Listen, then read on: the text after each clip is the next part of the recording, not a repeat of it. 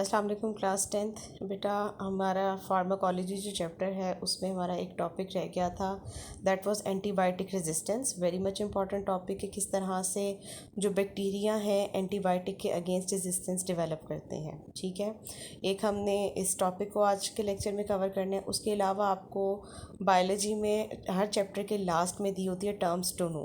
ठीक है, उनको भी हम एक ओवरव्यू करेंगे कि टर्म्स टू नो में कौन कौन सी टर्म्स आपको दी हुई हैं।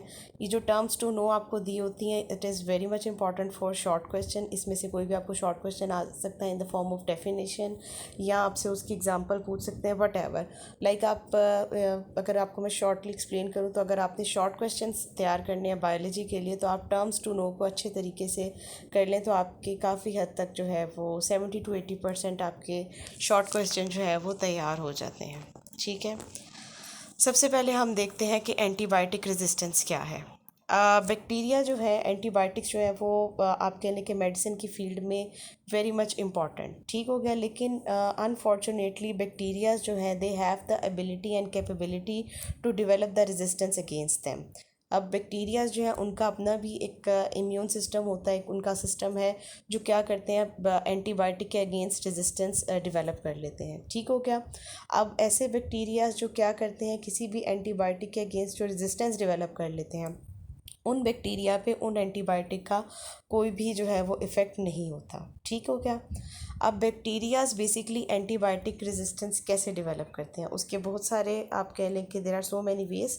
उनमें से सबसे पहले आ जाता है इंटरनल मैकेनिज़्म। समटाइम्स इनका जो इंटरनल मैकेनिज़्म होता है वो क्या करता है, एंटीबायोटिक की जो वर्किंग होती है, यानी एंटीबायोटिक किस तरह की थी, या तो बैक्टीरियोस्टैटिक है या बैक्टीरियोसिडल है, यानी या तो वो बैक्टीरिया की ग्रोथ को रोकेंगे या क्या करेंगे, बैक्टीरिया को आके किल कर देंगे। ये दो ही मेथड है एंटीबायोटिक्स के।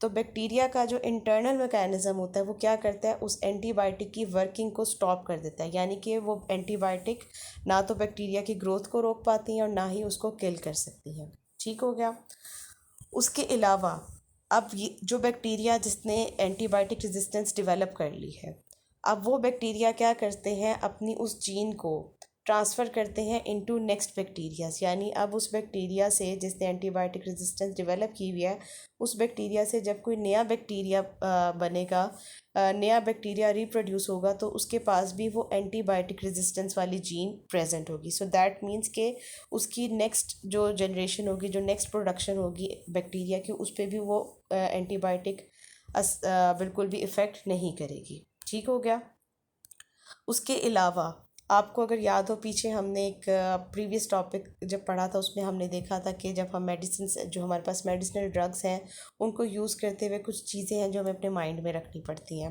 उसमें एक पॉइंट आपने पढ़ा था कि कभी भी किसी और की प्रिस्क्राइब की हुई मेडिसिन जो है उसको यूज़ नहीं करना चाहिए, स्पेशली एंटीबायोटिक्स को। If you have the same symptoms, अगर आपके पास सिम्टम सेम भी हैं तो नहीं। उससे होता क्या है कि सम टाइम आपको ऐसी डिज़ीज़ नहीं है जिसके लिए वो एंटीबायोटिक इफ़ेक्टिव हो सकती है, तो आप एंटीबायोटिक का यूज़ कर रहे हैं, तो अनफॉर्चुनेटली फिर क्या होगा, आपकी बॉडी के अंदर वो एंटीबायोटिक रेजिस्टेंस जो है वो डेवलप हो जाएगी। सो जब एक्चुअली आपको अगर कोई ऐसे इन्फेक्शन होता है तो उस वक्त फिर वो एंटीबायोटिक जो है वो अपना इफ़ेक्ट नहीं करेगी। सो एंटीबायोटिक का जो यूजेज है वो भी बहुत इंपॉर्टेंट रोल प्ले करता है कि आपने उन मेडिसिन्स के लिए जिसमें उन डिजीज़ के लिए जिसके में ये वाली एंटीबायोटिक का कोई इफ़ेक्ट नहीं है, कोई रोल प्ले नहीं है, उस डिज़ीज़ में आपको वो एंटीबायोटिक नहीं लेनी। अगर आप ले रहे हैं एंटीबायोटिक ऐसी किसी डिज़ीज़ के लिए जिसमें वो एंटीबायोटिक इफ़ेक्टिव नहीं है, तो अल्टीमेटली क्या होगा, आपकी बॉडी में एंटीबायोटिक रेजिस्टेंस जो है वो डेवलप हो जाएगी। अब एंटीबायोटिक रेजिस्टेंस से रिगार्डिंग प्रॉब्लम क्या है कि ये आप कह लें कि with the passage of time ये एक सीरियस प्रॉब्लम होती जा रही है। क्यों? क्योंकि बहुत सारी जो इन्फेक्शियस डिजीज़ है उनको ट्रीट करना जो है वो डिफ़िकल्ट होता जा रहा है।